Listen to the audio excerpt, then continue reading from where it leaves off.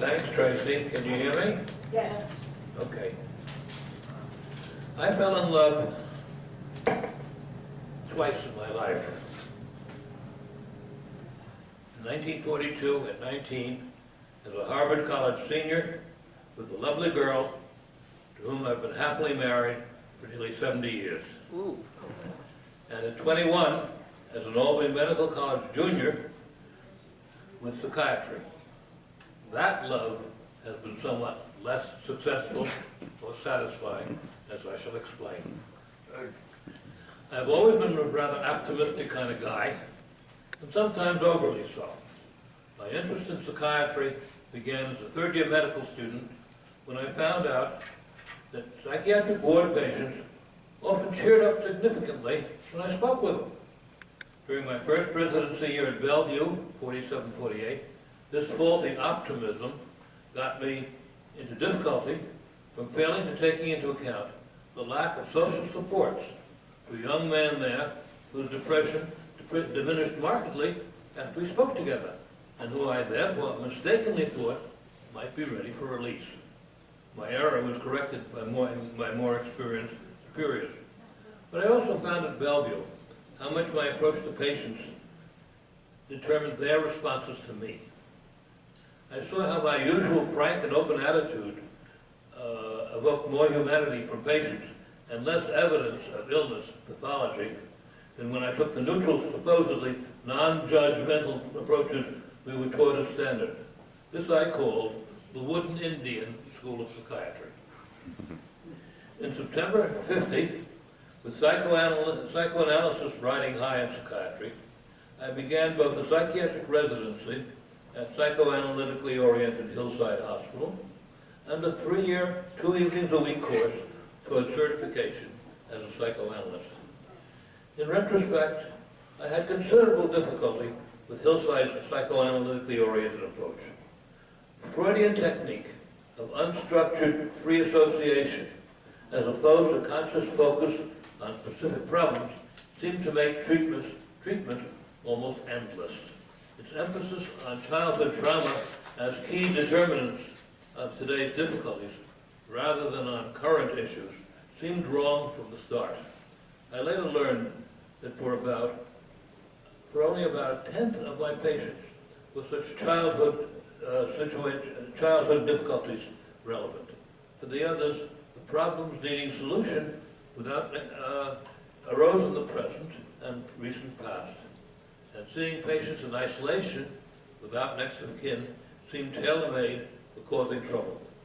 In those days, each member of a couple seeking psychoanalysis would be sent to a different analyst.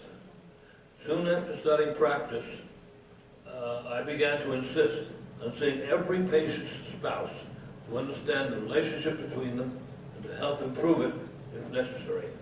Only gradually and over the years did I come to realize the importance of defining and strengthening the social structure of which the patient is an integral part, his family, and which in turn represents a fundamental support of his or her life.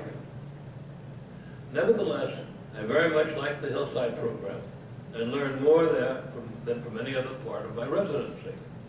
But I soon became concerned that we were keeping patients hospitalized too long. That was because psychotherapy was provided only within the hospital. There was none after release when it is actually most needed. I took my protest against over-retention to and beyond the hospital director. My anticipated 2-year residency was then terminated, though I was allowed to finish 1 year. 10 years later, I wrote a paper based on, among other things, Hillside's own published statistics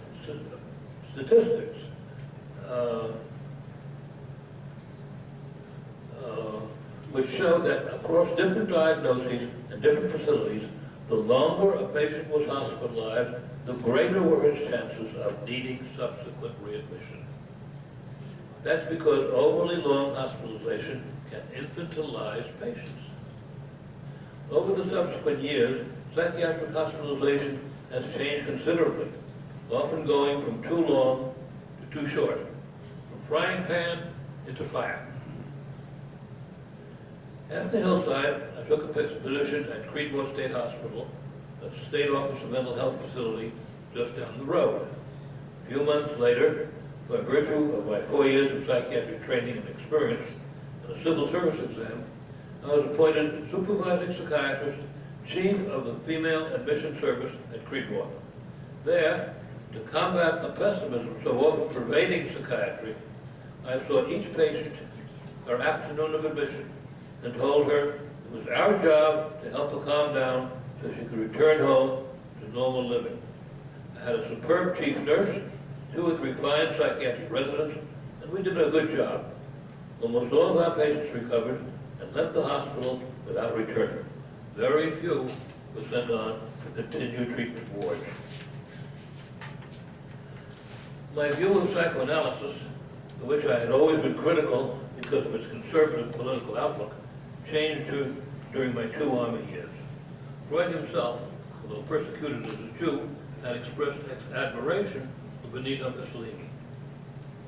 I saw that another psychiatrist on the base, with the same limited psychiatric background as I, but with some exposure to psychoanalytic therapy, was able to help patients much better than I could. That's when I decided I also needed psychoanalytic training. Although a cousin was past president of the New York Psychoanalytic Society, I was too critical of classical Freudianism to go there. I enrolled instead in the New York Medical College Flower Fifth Avenue Hospital's comprehensive evening course in psychoanalysis, where I get supervision for both classical and culturalist analysts. Classical analysts were, of course, the Freudians. Cultural analysts were a new generation which was interested in social factors more. As part of my training, I also spent 4 years on the couch, intermittently, of course.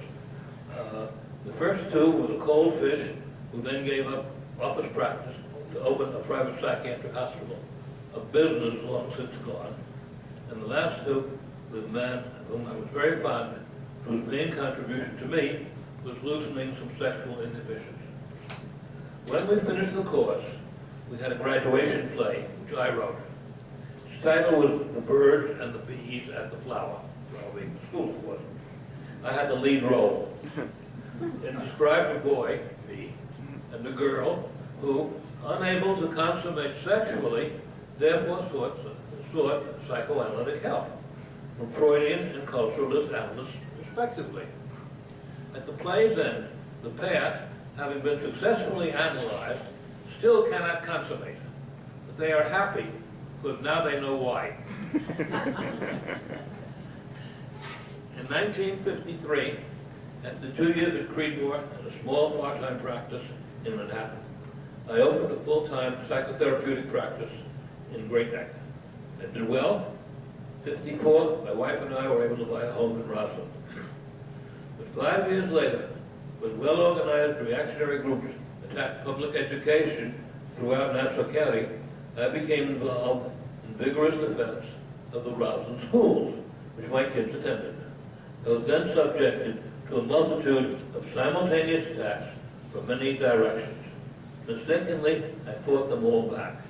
This made me increasingly hypersensitive, paranoid, and I began misinterpreting trivial annoyances as deliberate attacks. The recognition by my family and friends that some of these supposed attacks were baseless led to the conclusion by professionals and others that they were all false. This left me high, dry, and for 4 years, increasingly agitated. In this situation, my professional psychiatric colleagues were of no use whatsoever. My life was saved, however, by a cousin, the attending endocrinologist at New York's Mount Sinai Hospital, who took command and had me admitted to the psychiatric ward. I spent 3 months there, recovering completely because of, 1, its protected environment, 2, the almost immediate discontinuation of medication, my running a mile a day in the hospital gym, and my starting a research project in the nearby New York Academy of Medicine library. That hospitalization got me better. The psychiatrist caring for me, who systematically ignored the immediate experiences which made my hospitalization necessary, focused instead irrelevantly on my childhood, but totally unrelated to my recovery. After several successful home visits, I was released from hospital and then faced the problem of making a living. I had graduated from a psychoanalytic training program, board certified in psychiatry, knew many professional colleagues, had presented important scientific papers at major meetings, but I could not find a job. Finally, I was given one at Kings Park State Hospital. 2 years later, I transferred to Bronx State Hospital, which was affiliated with Einstein College of Medicine, where I had been on the faculty long, but inactively. And then in 1973, having passed a civil service examination, I was appointed the clinical director at Kingsborough Psychiatric Center, Brooklyn State Hospital, where I then served for 5.5 years. In 1978, at 55, with 20 years of state pension credit, I retired. Ross Mitchell, MD, the deputy director of Fulbourn Hospital, public psychiatric hospital in Cambridge, England, had visited Bronx State when I was there, and also at my home. When I retired, my wife and I visited him at his hospital in England. My transformative experience there, I compare to St. Paul's on the road to Damascus.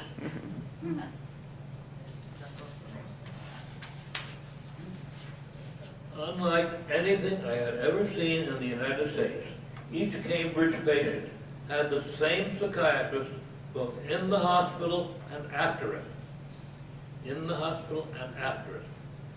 Each psychiatrist therefore spent half his time in the hospital and the rest at outlying clinics close to the patient's homes. That is what is properly called continuity of care. When I compared Cambridge's costs with those in New York State, I found, because of their lack of duplicated services, that they needed less than 40% as much staff and funding as we. Less than 40%, actually it was much less than 40%. Before retiring as Kingsborough clinical director, I had obtained a 2/5 time clinic position at Creedmoor Psychiatric Center, treating patients just released from inpatient status into aftercare. Using my experience and training, and expecting that patients could change maladaptive patterns after they came to recognize them, I vigorously addressed with them their current problems, both in their heads and with those closest to them. I also reduced their medications, step by small step. My results were excellent, and to report them, I organized a panel, the American Psychiatric Association's 1980 annual meeting. 1980, that's 34 years ago. The importance of true continuity of care, having each patient cared for by one psychiatrist, as in England, rather than having him or her shifted among several, was central to my presentation. For my APA panel, I then recruited psychiatrists experienced in treating hospital populations from all over the country. One was John A. Talbot of Cornell, who then suggested I also invite Leona Bachrach, PhD, from the University of Maryland, which I did.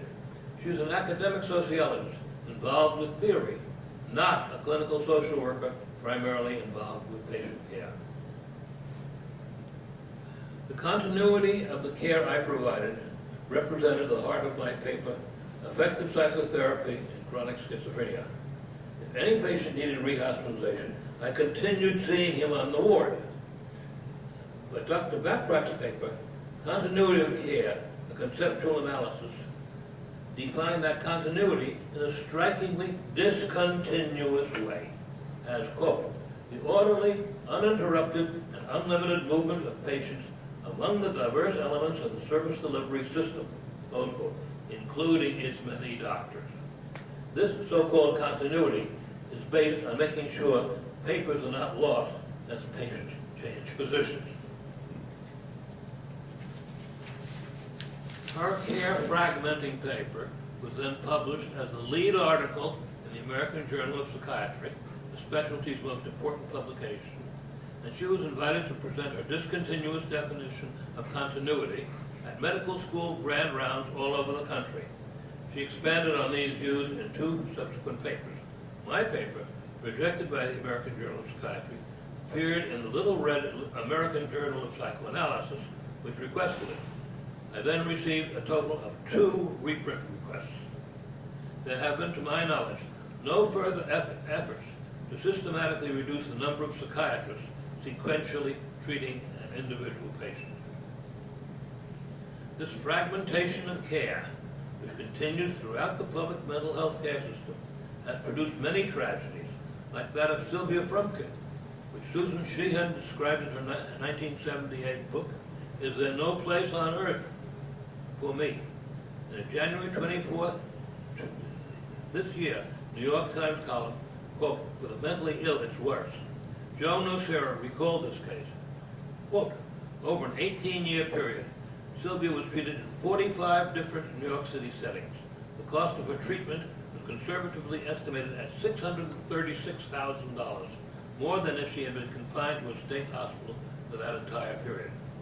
Nocera called it, quote, "appalling to see what she goes through as a mental patient. The hospitals that over-medicate, the misdiagnoses by doctors after the briefest of examinations, the lack of any kind of safety net when she is not hospitalized. But here's the worst part. Even though the story Sheehan tells is more than 30 years old, there is only one real difference between then and now for the mentally ill. It's worse today." Equally horrendous was the story of 19-year-old Judith Singer, as presented in a February 1982 official report of the New York Times. Ms. Singer was in good physical health when involuntarily admitted to South Beach Psychiatric Center in 1981 for a manic episode. 13 physicians treated her, one after another, in 4 different wards. Since they could not persuade her to take oral medications, they gave her 34 injections of 7 different major psychopharmaceuticals. She was tied down in restraints for most of her 6 days at hospital and lost 23 pounds. Then she died. Blame was then placed on the last physician who saw her, rather than on the administrators, local and state, directly responsible for fragmented and incompetent care and for her death.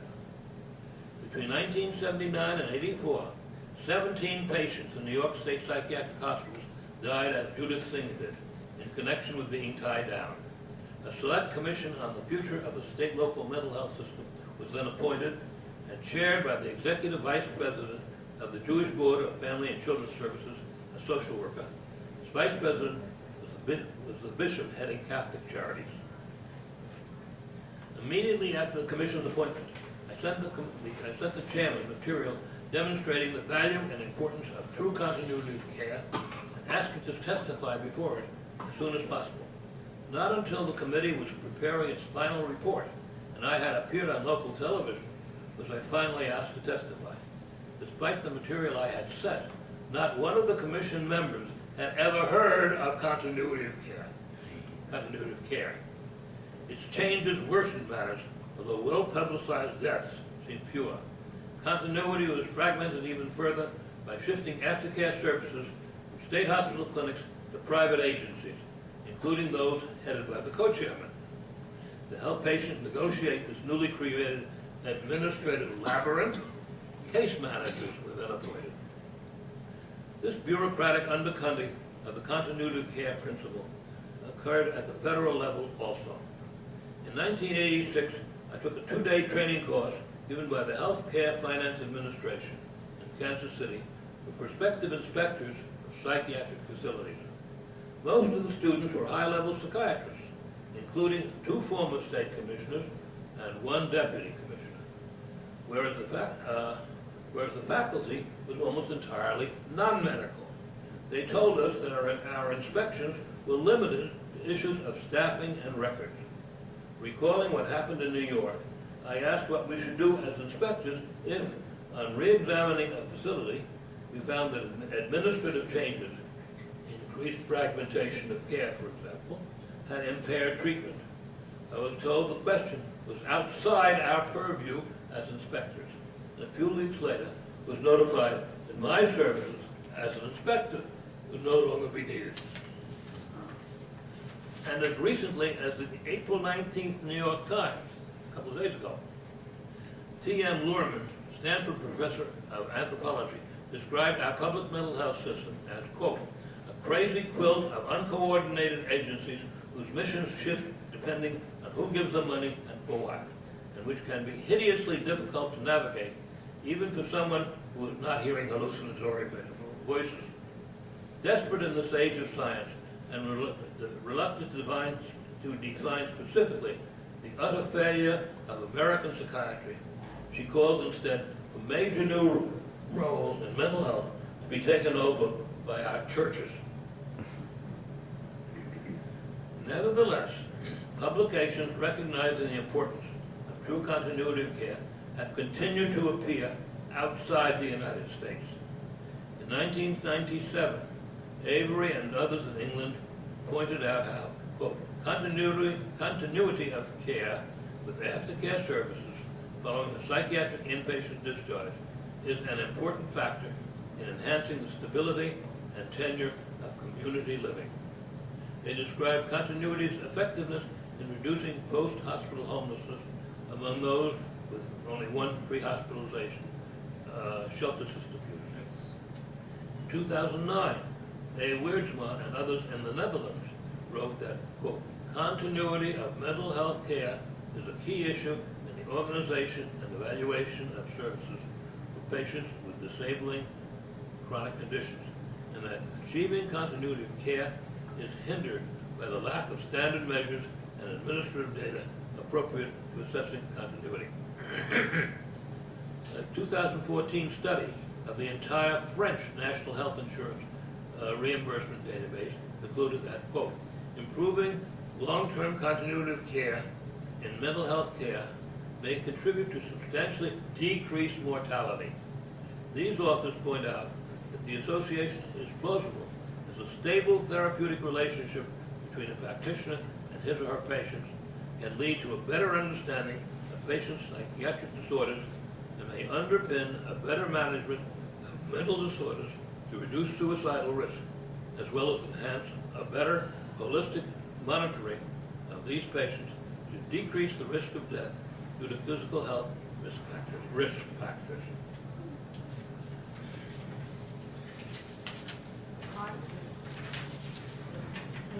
Psychiatry, often preoccupied with patients' painful thoughts, their distorted thoughts particularly, often overlooks the powerful positive effects such as supportive relationships can play. For example,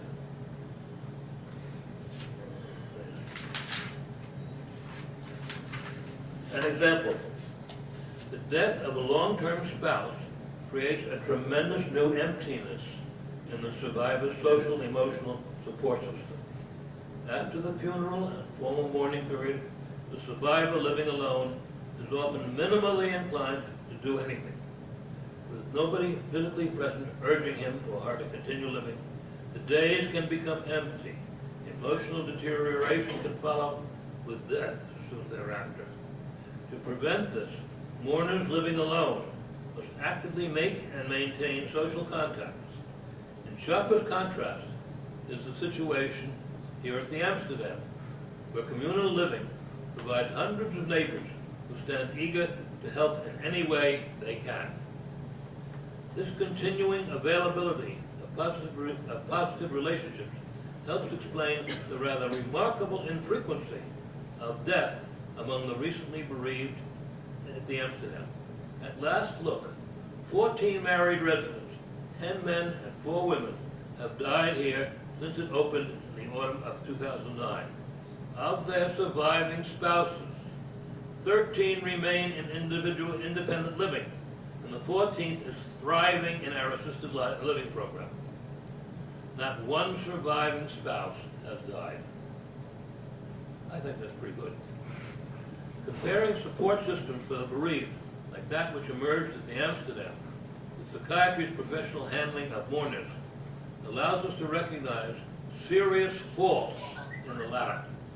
These arise from, 1, the profession's failure to recognize that its usual way of addressing an individual's difficulties, focusing primarily on what hurts, can unwittingly aggravate that pain. And two, that doing so with just the sufferer alone ignores a most important aspect of helping the patient most effectively, rapidly engaging the closest kin. Preparing this talk suggested to me the desirability of re-examining psychiatry's customary way of dealing with troubled mourners.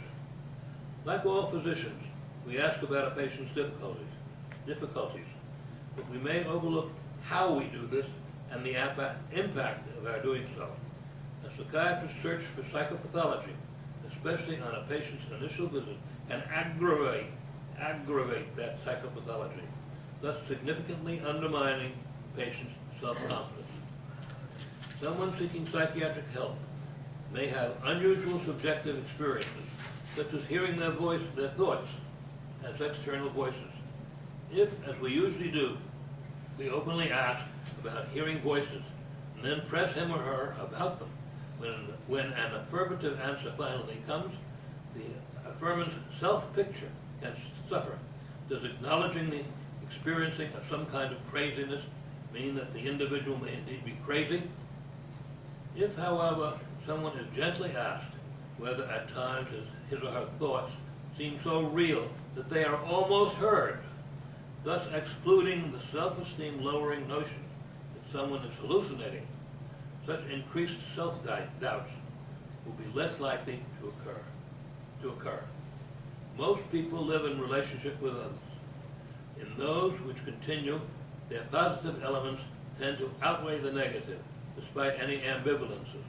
Accentuate the positive and eliminate the negative means that focus on the positive alone may make it unnecessary to pay much attention to the negative, which is so often the focus of psychotherapy. Indeed, the building of positive relationships and correction of problems within existing ones should be as much a part of psychotherapy as understanding a patient's views of his or her world. This creation of, or re-emphasis on, existing social supports can thus greatly reduce the need for individual psychotherapy. Summary. Psychiatry has long been a major source of harm to many of its patients. Undoing that harm will require immense changes in the organization and provision of mental health care. A patient's relationship with his or her psychiatrist or other professional therapist is central to his or her ability to recover. That relationship should be long-lasting, continuing even when the patient moves from hospital to clinic or home. This continuity also makes the psychiatrist therapist accountable, as is rarely the case today. The importance of making and keeping positive relationships should be emphasized to patients as they and those closest to them are assisted in solving their joint problems. Getting a patient to understand how and why he broke down and how he might have handled matters differently can help prevent future breakdown. Thank you.